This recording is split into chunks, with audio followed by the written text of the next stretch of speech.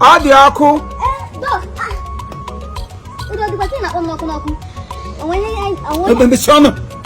You talk too much. I don't like it.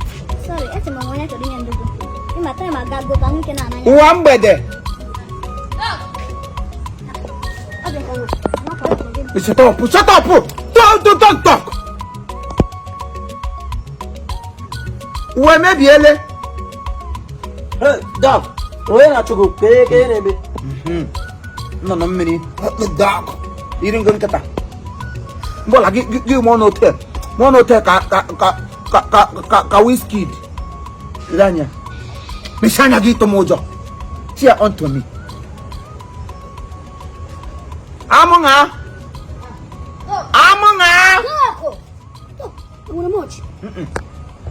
Enwere lose. Because nyonji pa wonu ba enwere one of our medical practitioner. One of us into medical practitioner. She's a surgeon, she's a surgery, and she's a surgeress. Ya onye why. Nwa ya na-eme birthday on Sunday with 18th of this month June. So I'm gonna talk and pop on this Sunday. All of you gonna off. I see all of you gonna get off. Ono gonna get off. Ono gonna get off. Ẹ na ga agbanyo that day. Uno buy gam jubado ma okada. Woro unu ma okeke. Ma wotukwa na agana mozuo wuju onu n'ime. Popo unu ga hono ga ihe. Onye megekwe n'ihe awo. Ahịa awo. Me femie chukwu ime kekwanta ahịa tụrụ ahịa dị ka Bible study. Femie chukwu ime ọwa aha nne na nna ya sa ha nwatakịrị ga-aza otu mgbe ọ na-agala ihe a na-akọcha n'ahịa chọọchị agbasala. Femie chukwu ime royalty Chima ngwakwuo ya. Femie chukwu ime royalty Chima ọzọ. Femie chukwu ime royalty Chima. Na ifemi chukwu ime ahụ ikpe na English ele ihe ọ pụtara. Serve God.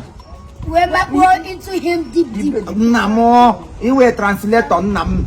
Serve God and mapo n'ime ya. Deep. Ngwa say it again. Serve God and mapo n'ime ya. Deep. Oh yeah, ifemi chukwu ime. Akwe na water. So on Sunday, everybody should turn on. If you know your best dress it. All the medical doctors, native doctors, conductors, evil doctors, witch doctor, every doctor, you know doctor. Doctor, no be doctor. Yes, my doctor. So that is it. So everybody should get it. Mana chief, when you know I didn't knock, I'm not can that Sunday. And lay only in a birthday. Like how many years in a birthday? I'm like near penguin, Imano. So I tell 1 year now. I got 1 month. Or small. 1 year. Did you off like this? Dog, I'm disappointed in you. Why? Oh, no, that and that. So, like, let's remind about who was. I can't give my kind of new log. No, Gaga, baby. Moon, go. As for me, I'm off. I'm out of it. Dog, organic, I'm a quanny. Eh? Organic one kind may. Oh, my high tiny, organic, the boy does the bed, then what I can 1 year. I didn't what? You can't can do 200 years. Now,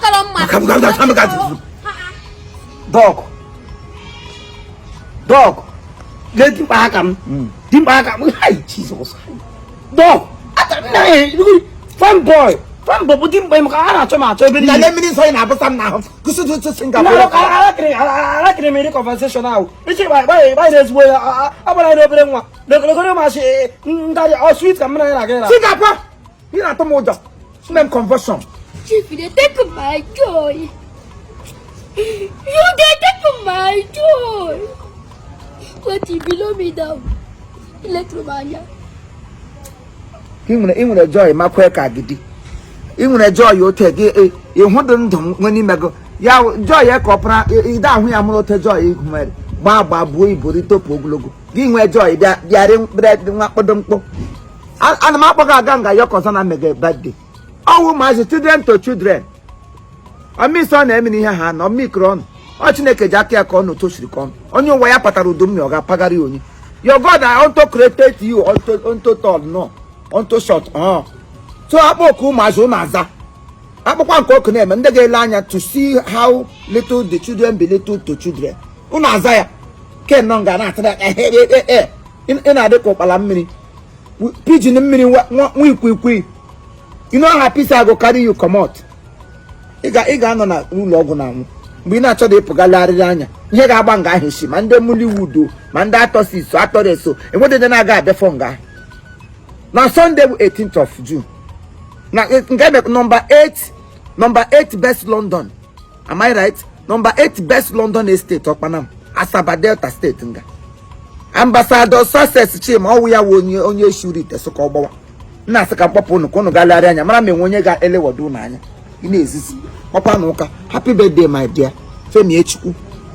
Anybody wey know Femi Echukwu give ejisi onwe go. So Femi Echukwu, everybody Femi Echukwu, hey ngwan Femi Echukwu, he has done it to us.